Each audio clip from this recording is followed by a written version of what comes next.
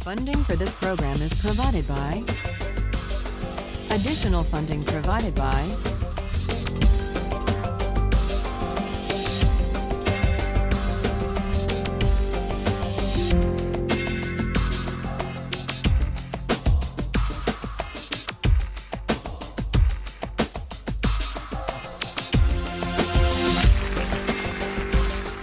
Last time, we argued about the case of the Queen versus Dudley and Stevens, the lifeboat case, the case of cannibalism at sea.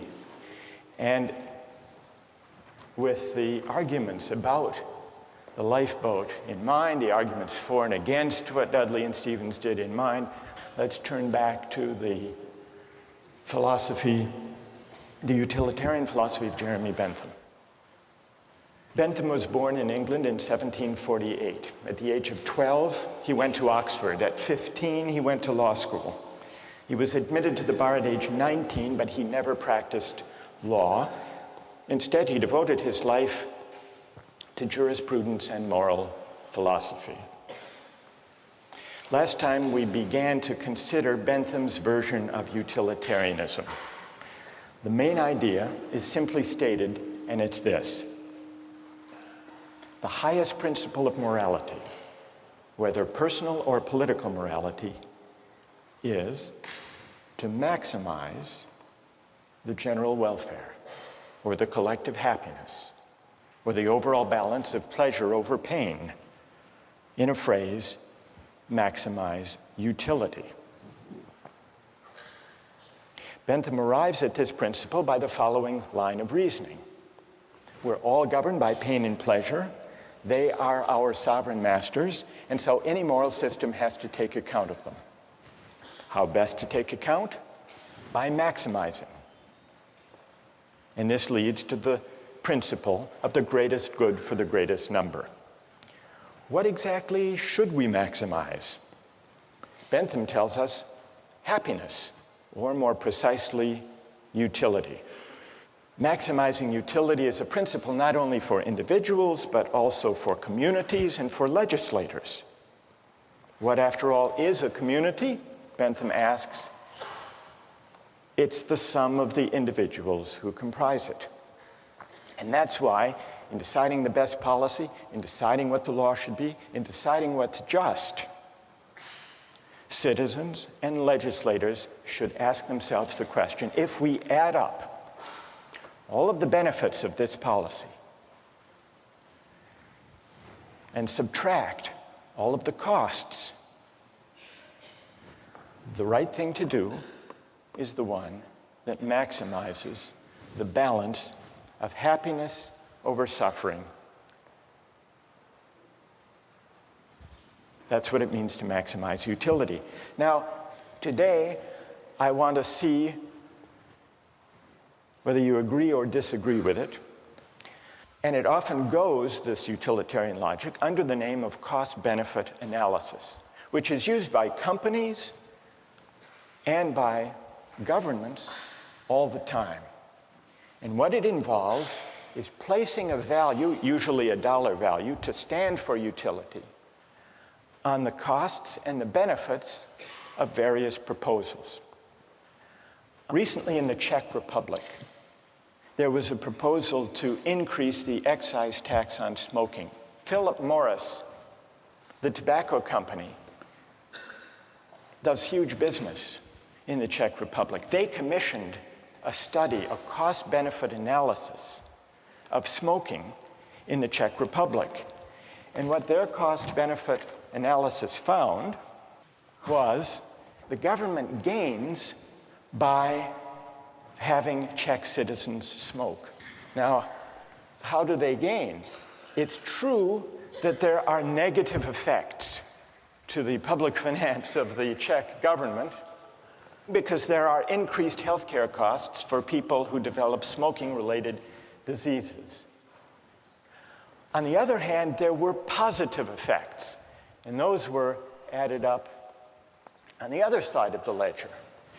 The positive effects included, for the most part, various tax revenues that the government derives from the sale of cigarette products, but it also included healthcare savings to the government when people die early, pension savings, you don't have to pay pensions for as long, and also savings in housing costs for the elderly. And when all of the costs and benefits were added up, the Philip Morris study found that there is a net public finance gain in the Czech Republic of $147 million. And given the savings in housing and healthcare and pension costs, the government enjoys a savings of over $1,200 for each person who dies prematurely due to smoking. Cost-benefit analysis. Now, those among you who are defenders of utilitarianism may think that this is an unfair test. Philip Morris was pilloried in the press, and they issued an apology for this heartless calculation. You may say that what's missing here is something that the utilitarian can easily incorporate, namely, the value to the person and to the families of those who die from lung cancer. What about the value of life? Some cost-benefit analyses incorporate a measure for the value of life. One of the most famous of these involved the Ford Pinto case. Did any of you read about that? This was back in the 1970s. Do you remember what the Ford Pinto was, a kind of car? Anybody? It was a small car, a subcompact car, very popular. But it had one problem, which is the fuel tank was at the back of the car. And in rear collisions, the fuel tank exploded. And some people were killed, and some severely injured. Victims of these injuries took Ford to court to sue.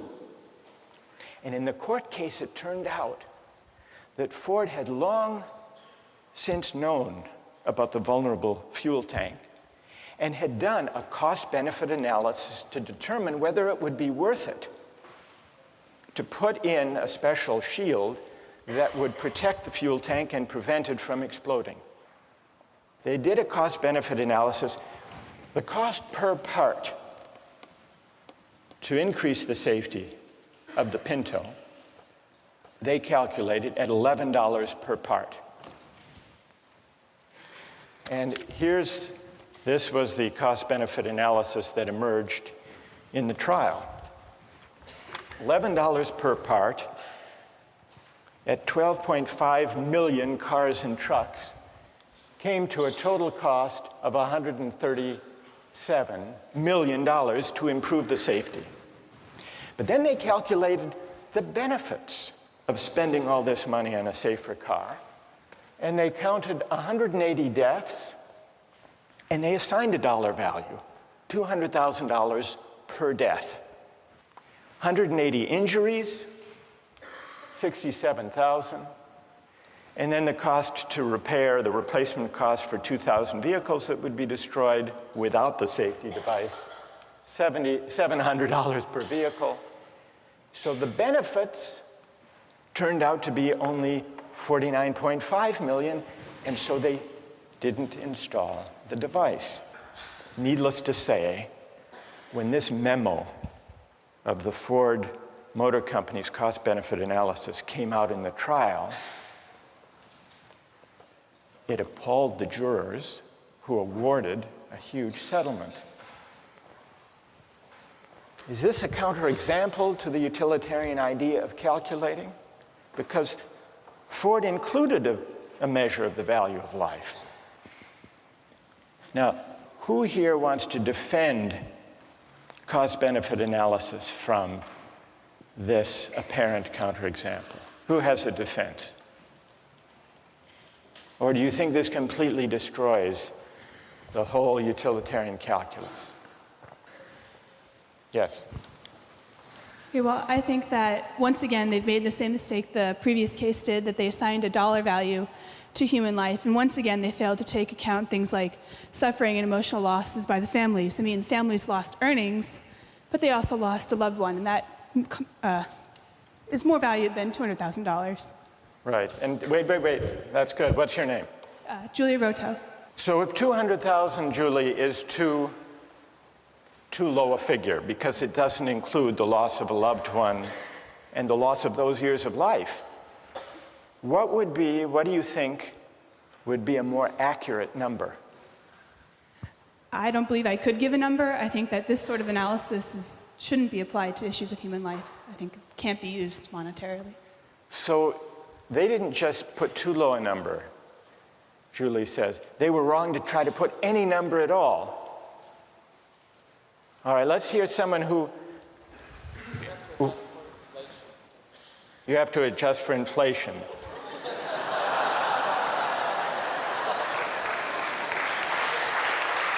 All right, fair enough. So what would the number be now? This was 35 years ago. $2 million. You would put 2 million. And what's your name? Wojtek says, we have to allow for inflation. We should be more generous. Then would you be satisfied that this is the right way of thinking about the question? I guess, unfortunately, it is. There needs to be a number put somewhere. Like, I'm not sure what that number would be, but I do agree that there could possibly be a number put on human life. All right, so Wojtek says, and here he disagrees with Julie. Julie says we can't put a number on human life for the purpose of a cost-benefit analysis. Wojtek says we have to, because we have to make decisions somehow. What do other people think about this? Is there anyone prepared to defend cost-benefit analysis here? As accurate, as desirable? Yes? Go ahead. I think that if Ford and other car companies didn't use cost-benefit analysis, they'd eventually go out of business because they wouldn't be able to be profitable, and millions of people wouldn't be able to use their cars to get to jobs, to put food on the table, to feed their children. So I think that if cost-benefit analysis isn't employed, the greater good is sacrificed in this case. All right, what's your name? Raul? Raul. There was recently a study done about cell phone use by drivers when people are driving a car, and there's a debate whether that should be banned. Yeah. And the figure was that some 2,000 people die as a result of accidents each year using cell phones.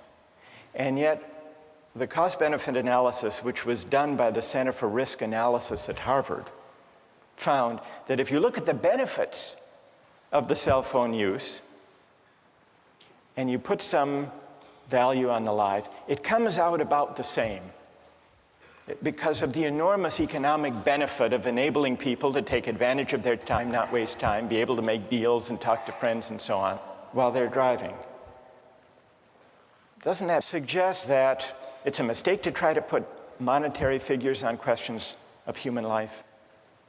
Well, I think that if the great majority of people try to derive maximum utility out of a service like using cell phones and the convenience that cell phones provide, that sacrifice is necessary for satisfaction to occur. You're an outright utilitarian. Yes. Okay. All right, then one last question, Raul. Okay. And I put this to Wojtek. What dollar figure should be put on human life to decide whether to ban the use of cell phones? Well, I don't want to arbitrarily calculate a figure. I mean, right now, I think that... You want to take it under advisement? Yeah, I'll take it under advisement. But what, roughly speaking, would it be? You've got 2,300 deaths.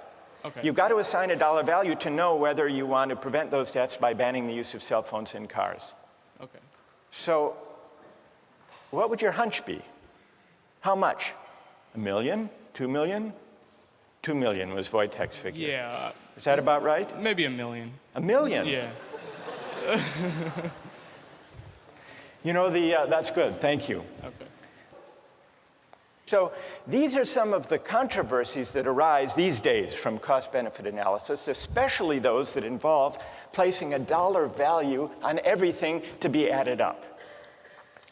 Well, now I want to turn to your objections not necessarily to cost-benefit analysis specifically, because that's just one version of the utilitarian logic in practice today, but to the theory as a whole, to the idea that the right thing to do, the just basis for policy and law, is to maximize utility. How many disagree with the utilitarian approach to law and to the common good? How many agree with it? So more agree than disagree. So let's hear from the critics. Yes? My main issue with it is that I feel like you can't say that just because someone's in the minority, what they want and need is less valuable than someone who's in the majority. So I guess I have an issue with the idea that the greatest good for the greatest number is okay, because there's still, what about the people who are in the lesser number? Like, it's not fair to them. They didn't have any say in where they wanted to be. All right, that's an interesting objection. You're worried about the effect on the minority. Yes. What's your name, by the way? Anna. Who has an answer to Anna's worry about the effect on the minority? What do you say to Anna? She said that the minorities value less. I don't think that's the case, because individually the minority's value is just the same as the individual of the majority. It's just that the numbers outweigh the minority. And I mean, at a certain point you have to make a decision, and I'm sorry for the minority, but sometimes it's for the general, for the greater good. For the greater good. Anna, what do you say? What's your name? Yangda. What do you say to Yangda? Yangda says you just have to add up people's preferences, and those in the minority do have their preferences weighed. Can you give an example of the kind of thing you're worried about when you say you're worried about utilitarianism violating the concern or respect due the minority? Okay. Can you give an example? So, well, with any of the cases that we've talked about, like for the shipwreck one, I think the boy who was eaten still had as much of a right to live as the other people, and just because he was the minority in that case, the one who maybe had less of a chance to keep living, that doesn't mean that the others automatically have a right to eat him just because it would give a greater amount of people the chance to live.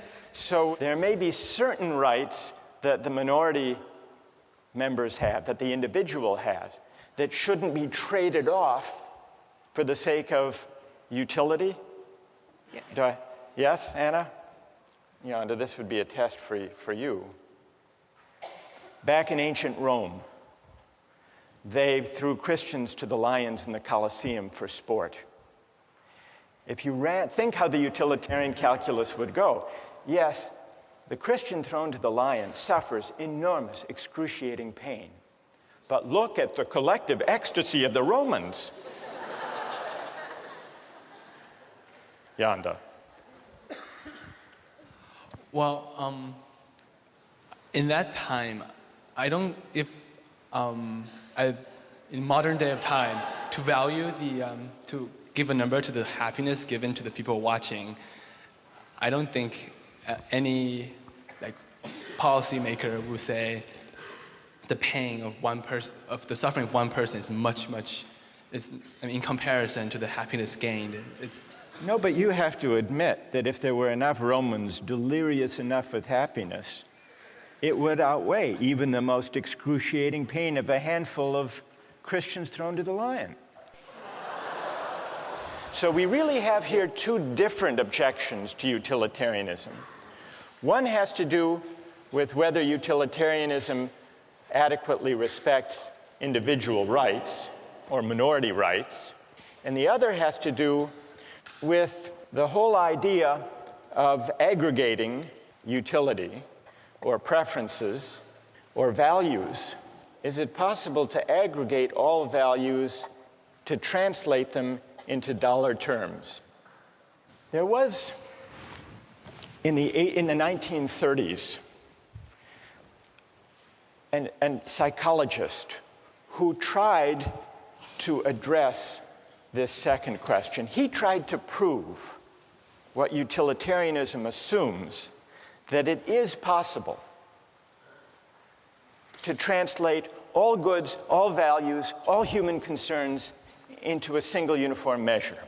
And he did this by conducting a survey of young recipients of relief. This was in the 1930s. And he gave them a list of unpleasant experiences. And he asked them, how much would you have to be paid to undergo the following experiences? And he kept track. For example, how much would you have to be paid to have one upper front tooth pulled out? Or how much would you have to be paid to have one little toe cut off? Or to eat a live earthworm 6 inches long? Or to live the rest of your life on a farm in Kansas? Or to choke a stray cat to death with your bare hands? Now, what do you suppose was the most expensive item on that list? Kansas?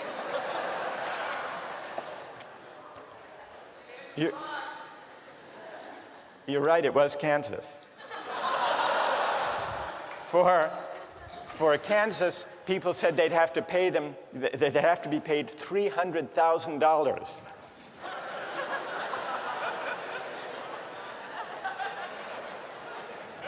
What do you think was the next most expensive? Not the cat. Not the tooth. Not the toe. The worm. People said you'd have to pay them $100,000 to eat the worm. What do you think was the least expensive item? Not the cat, the tooth. During the Depression, people were willing to have their tooth pulled for only $4,500. Now, here's what Thorndike concluded from his study. Any want or satisfaction which exists in some amount and is therefore measurable.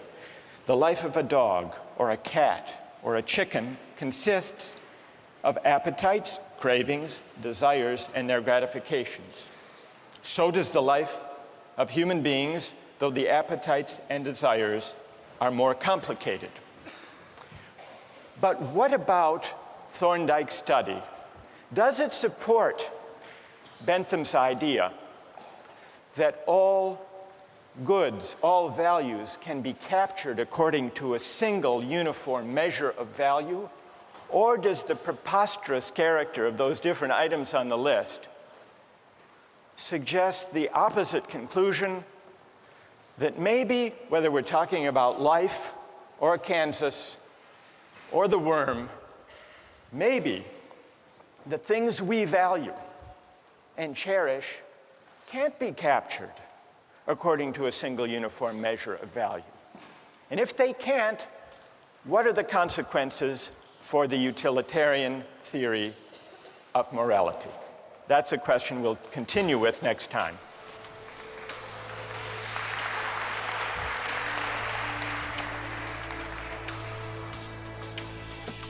All right, now let's take the other part of the poll. Which is the highest experience or pleasure? How many say Shakespeare?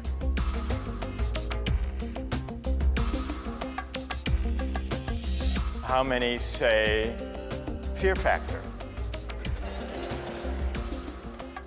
No, you can't be serious. Really?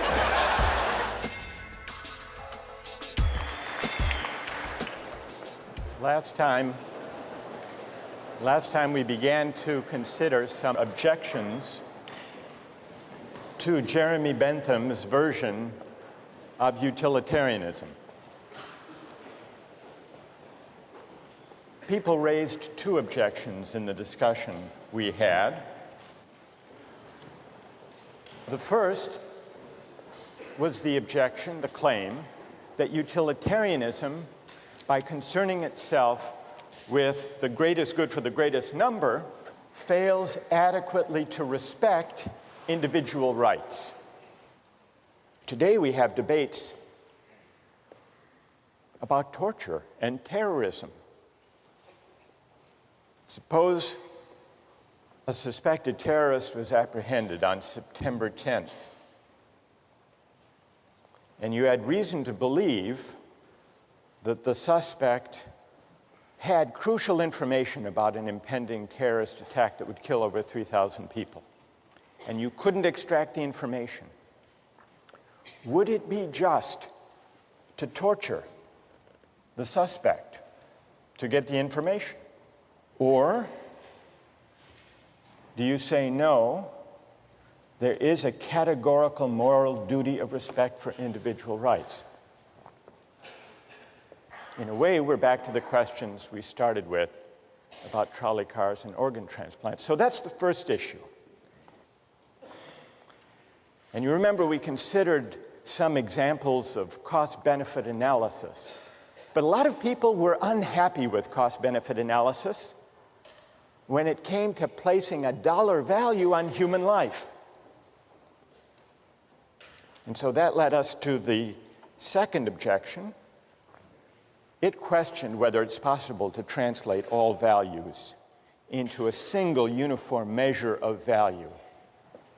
It asks, in other words, whether all values are commensurable. Let me give you one other example of an experience. This actually is a true story. It comes from personal experience that raises a question, at least, about whether all values can be translated without loss into utilitarian terms. Some years ago, when I was a graduate student, I was at Oxford in England, and they had men's and women's colleges. They weren't yet mixed. And the women's colleges had rules against overnight male guests. By the 1970s, these rules were rarely enforced and easily violated, or so I was told.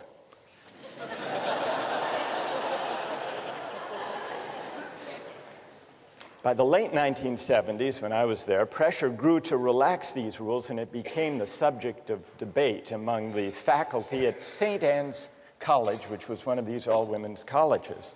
The older women on the faculty were traditionalists. They were opposed to change on conventional moral grounds. But times had changed, and they were embarrassed to give the true grounds for their objection. And so they translated their arguments into utilitarian terms. If men stay overnight, they argued, the costs to the college will increase. How, you might wonder? Well, they'll want to take baths, and that'll use up hot water, they said. Furthermore, they argued, we'll have to replace the mattresses more often. The reformers met these arguments by adopting the following compromise. Each woman could have a maximum of 3 overnight male guests each week. They didn't say whether it had to be the same one or 3 different, provided, and this was the compromise, provided the guest paid 50 pence to defray the cost to the college. The next day, the national headline in the national newspaper read, St. Anne's girls 50 pence a night.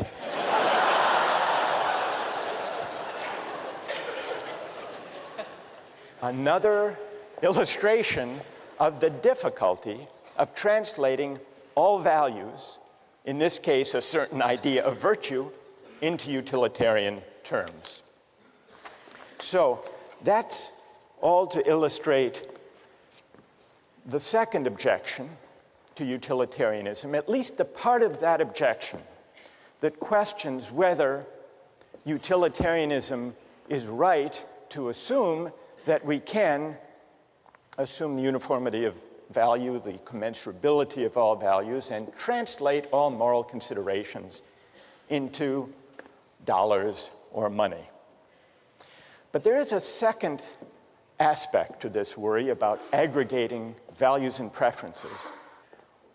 Why should we weigh all preferences that people have without assessing whether they're good preferences or bad preferences? Shouldn't we distinguish between higher pleasures and lower pleasures? Now, part of the appeal of not making any qualitative distinctions about the worth of people's preferences, part of the appeal is that it is non-judgmental and egalitarian. The Benthamite utilitarian says, everybody's preferences count, and they count regardless of what people want, regardless of what makes different people happy. For Bentham, all that matters, you'll remember, are the intensity and the duration of a pleasure or pain. The so-called higher pleasures or nobler virtues are simply those, according to Bentham, that produce stronger, longer pleasure. He had a famous phrase to express this idea: the quantity of pleasure being equal, pushpin is as good as poetry. What was pushpin? It was some kind of a child's game, like tiddlywinks. Pushpin is as good as poetry, Bentham says. And lying behind this idea, I think, is the claim, the intuition, that it's a presumption to judge whose pleasures are intrinsically higher or worthier or better. And there is something attractive in this refusal to judge. After all, some people like Mozart, others Madonna. Some people like ballet, others bowling. Who's to say, a Benthamite might argue, who's to say which of these pleasures, whose pleasures, are higher, worthier, nobler than others? But is that right? This refusal to make qualitative distinctions. Can we altogether dispense with the idea that certain things we take pleasure in are better or worthier than others? Think back to the case of the Romans in the Colosseum. One thing that troubled people about that practice is that it seemed to violate the rights of the Christian. Another way of objecting to what's going on there is that the pleasure that the Romans take in this bloody spectacle, should that pleasure, which is a base, kind of corrupt, degrading pleasure, should that even be valorized or weighed in deciding what the general welfare is?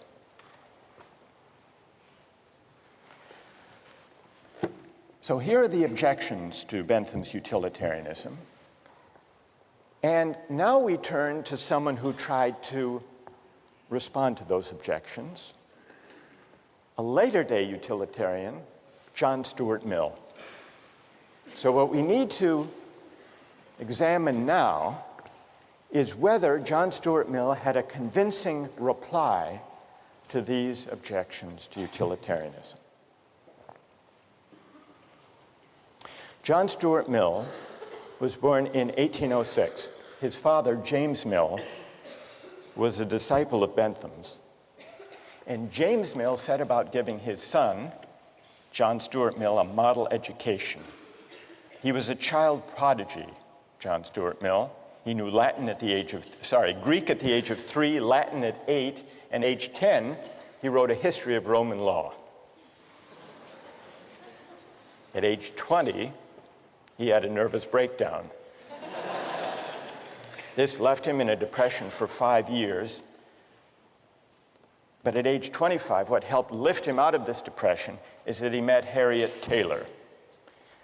she and Mill got married. They lived happily ever after, and it was under her influence that John Stuart Mill tried to humanize utilitarianism. What Mill tried to do was to see whether the utilitarian calculus could be enlarged and modified to accommodate humanitarian concerns like the concern to respect individual rights, and also to address the distinction between higher and lower pleasures. In 1859, Mill wrote a famous book on liberty, the main point of which was the importance of defending individual rights and minority rights. And in 1861, toward the end of his life, he wrote the book we read as part of this course, Utilitarianism. He makes it clear that utility is the only standard of morality, in his view. So he's not challenging Bentham's premise. He's affirming it. He says very explicitly, the sole evidence it is possible to produce that anything is desirable is that people actually do desire it. So he stays with the idea that our de facto, actual, empirical desires are the only basis for moral judgment. But then, page 8, also in chapter 2, he argues that it is possible for a utilitarian to distinguish higher from lower pleasures. Now, those of you who have read Mill already, how, according to him, is it possible to draw that distinction? How can a utilitarian distinguish qualitatively higher pleasures from lesser ones, base ones, unworthy ones? Yes? If you've tried both of them, and you'll prefer the higher one naturally, always. That's great. That's right. What's your name? John. So, as John points out, Mill says, here's the test. Since we can't step outside actual desires, actual preferences, that would violate utilitarian premises. The only test of whether a pleasure is higher or lower is whether someone who has experienced both would prefer it. And here, in chapter 2, we see the passage where Mill makes the point that John just described. Of two pleasures, if there be one to which all or almost all who have experience of both give a decided preference, irrespective of any feeling of moral obligation to prefer it, in other words, no outside, no independent standard, then that is the more desirable pleasure. What do people think about that argument? Does it succeed? How many think that it does succeed? Of arguing within utilitarian terms for a distinction between higher and lower pleasures. How many think it doesn't succeed? Right, I want to hear your reasons. But before we give the reasons, let's do an experiment of Mill's claim. In order to do this experiment, we're going to look at 3 short excerpts of popular entertainment. The first one is a Hamlet soliloquy. It'll be followed by 2 other experiences. See what you think. What a piece of work is a man. How noble in reason. How infinite in faculties. In form and moving, how express and admirable. In action, how like an angel. In apprehension, how like a god. The beauty of the world, the paragon of animals. And yet to me, what is this quintessence of dust? Man delights not me.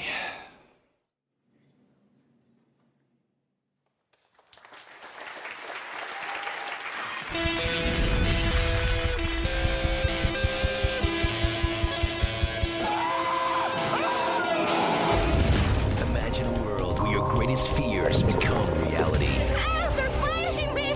Each show, 6 contestants from around the country battle each other in 3 extreme stunts. These stunts are designed to challenge the contestants both physically and mentally. 6 contestants, 3 stunts, 1 winner. Fear Factor.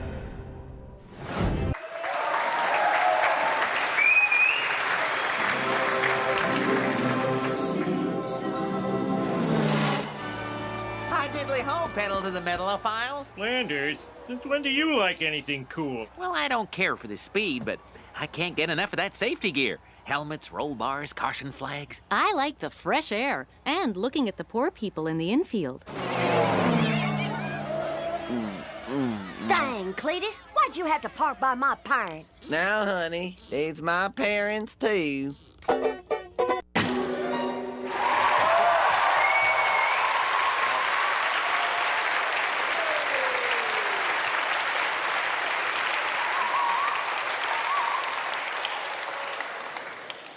I don't even have to ask which one you like most. The Simpsons, how many like The Simpsons most? How many Shakespeare? What about Fear Factor? How many preferred Fear Factor? Really? People overwhelmingly like The Simpsons better than Shakespeare. All right, now let's take the other part of the poll. Which is the highest experience or pleasure? How many say Shakespeare?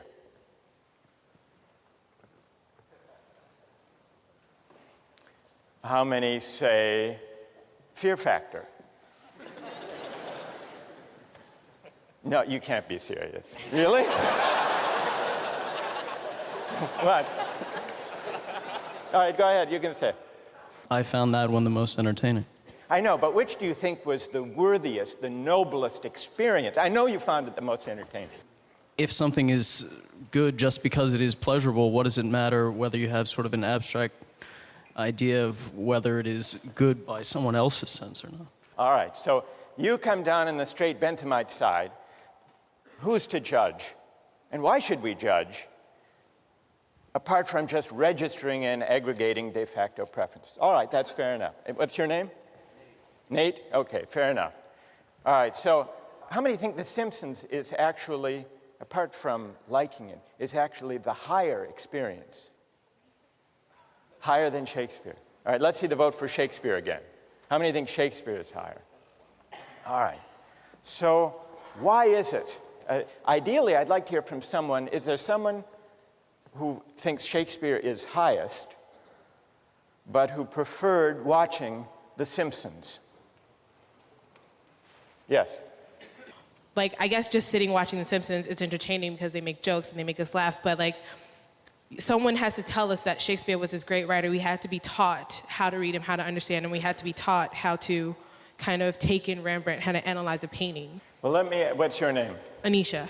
Anisha, when you say someone told you that Shakespeare is better, right, are you accepting it on blind faith? You voted that Shakespeare is higher only because the culture tells you that or teachers tell you that, or do you actually agree with that yourself? Well, in the sense of Shakespeare, no, but earlier you made an example of Rembrandt. I feel like I would enjoy reading a comic book more than I would enjoy kind of analyzing Rembrandt because someone told me it was great, you know? Right, so some of this seems to be, you're suggesting, a kind of cultural convention and pressure. We're told what books, what works of art are great. Who else? Yes. Although I enjoyed watching The Simpsons more in this particular moment in Justice, if I were to spend the rest of my life considering the 3 different video clips shown, I would not want to spend that remainder of my life considering the latter 2 clips. I think I would derive more pleasure from being able to branch out in my own mind, sort of considering more deep pleasures, more deep thoughts. And tell me your name. Joe. Joe.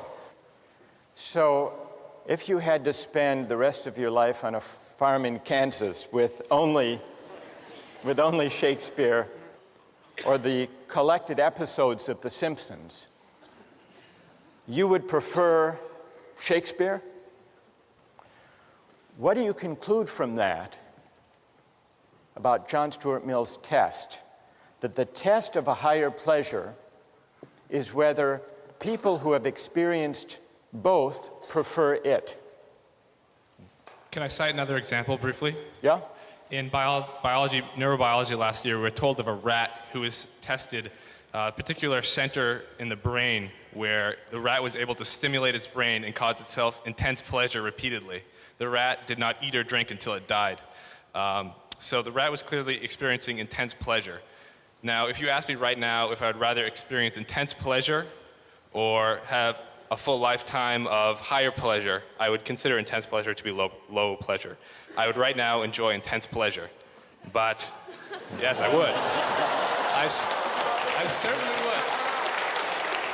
But over a lifetime, I would think almost a complete majority here would agree that they would rather be a human with higher pleasure than be that rat with intense pleasure for a momentary period of time. So, now, in answer to your question, right. I think this proves that, or I won't say proves, I think the conclusion is that Mill's theory that when a majority of people are asked what they would rather do, they will answer that they would rather engage in a higher pleasure. So you think that this supports Mill? You think Mill is onto something here? I do.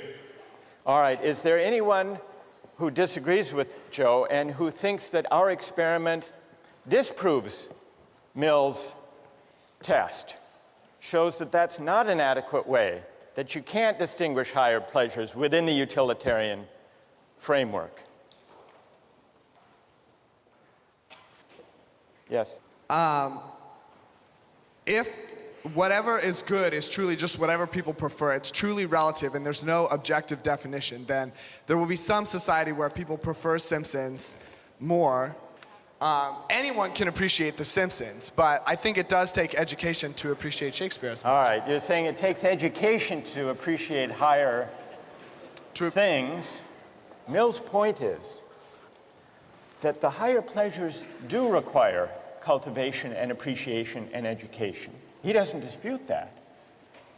But once having been cultivated and educated, people will not only see the difference between higher and lower pleasures, but will actually prefer the higher to the lower. You find this famous passage from John Stuart Mill: "It is better to be a human being dissatisfied than a pig satisfied. Better to be Socrates dissatisfied than a fool satisfied. And if the fool or the pig are of a different opinion, it is because they only know their side of the question." So here you have an attempt to distinguish higher from lower pleasures. So going to an art museum or being a couch potato and swilling beer watching television at home. Sometimes, Mill agrees, we might succumb to the temptation to do the latter, to be couch potatoes. But even when we do that, out of indolence and sloth, we know that the pleasure we get gazing at Rembrandts in the museum is actually higher, because we've experienced both. And it is a higher pleasure gazing at Rembrandts because it engages our higher human faculties. What about Mill's attempt to reply to the objection about individual rights? In a way, he uses the same kind of argument. And this comes out in chapter 5. He says, I dispute the pretensions of any theory which sets up an imaginary standard of justice not grounded on utility, but still he considers justice grounded on utility to be what he calls the chief part and incomparably the most sacred and binding part of all morality. So justice is higher. Individual rights are privileged, but not for reasons that depart from utilitarian assumptions. Justice is a name for certain moral requirements, which regarded collectively stand higher in the scale of social utility and are therefore of more paramount obligation than any others. So justice is sacred, it's prior, it's privileged. It isn't something that can easily be traded off against lesser things. But the reason is ultimately, Mill claims, a utilitarian reason once you consider the long-run interests of humankind, of all of us as progressive beings. If we do justice and if we respect rights, society as a whole will be better off in the long run. Well, is that convincing?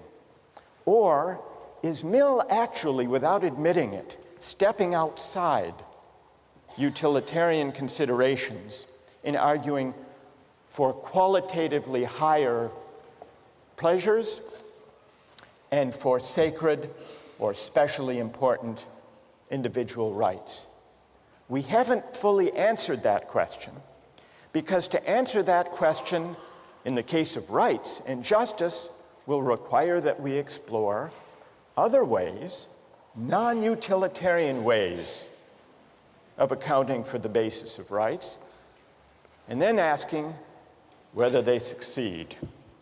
As for Jeremy Bentham, who launched utilitarianism as a doctrine in moral and legal philosophy, Bentham died in 1832 at the age of 85.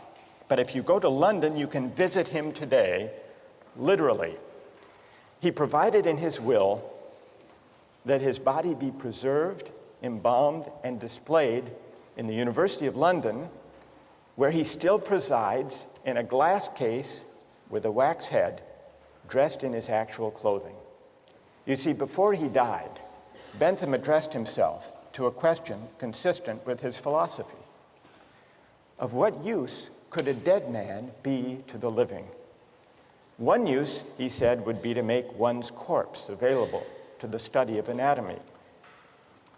In the case of great philosophers, however, better yet, to preserve one's physical presence in order to inspire future generations of thinkers. You want to see what Bentham looks like? Stuffed? Here's what he looks like.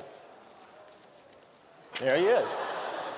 Now, if you look closely, you will notice that the embalming of his actual head was not a success. So they substituted a waxed head, and at the bottom, for verisimilitude, you can actually see his actual head on a plate. You see it? Right there. So, what's the moral of the story? The moral of the story, by the way, they bring him out during meetings of the board at University College London, and the minutes record him as present but not voting. Here is a philosopher in life and in death who adhered to the principles of his philosophy. We'll continue with rights next time.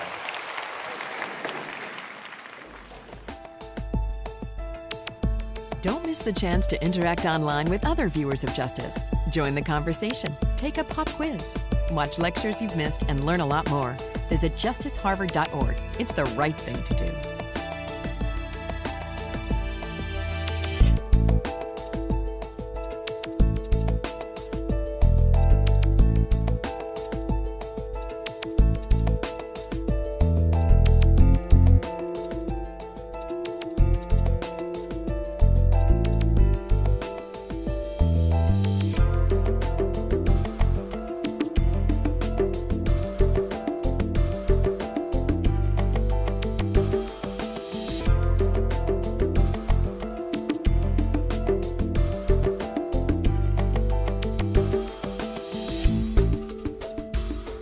Funding for this program is provided by... Additional funding provided by